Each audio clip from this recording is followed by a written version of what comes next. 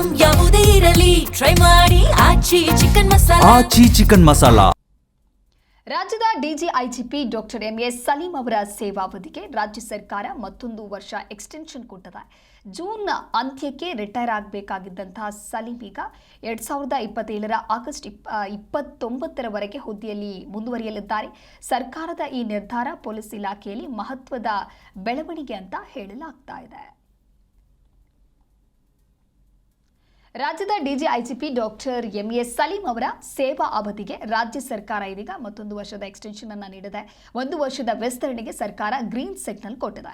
2027 August 29ರವರೆಗೆ ಹುದ್ದೆಯಲ್ಲಿ ಮುಂದುವರಿಕೆ ಆಗಲಿದ್ದಾರೆ. June ಅಂತ್ಯಕ್ಕೆ ಇವರು ನಿವೃತ್ತಿ ಆಗಬೇಕಿತ್ತು, ಆದರೆ ಸಲೀಂಗೆ ಈಗ ರಿಲೀಫ್ ಸಿಕ್ಕಿದೆ. ಪೊಲೀಸ್ ಇಲಾಖೆಯಲ್ಲಿ ಆದಂತಹ ಮಹತ್ವದ ಬೆಳವಣಿಗೆ ಇದು.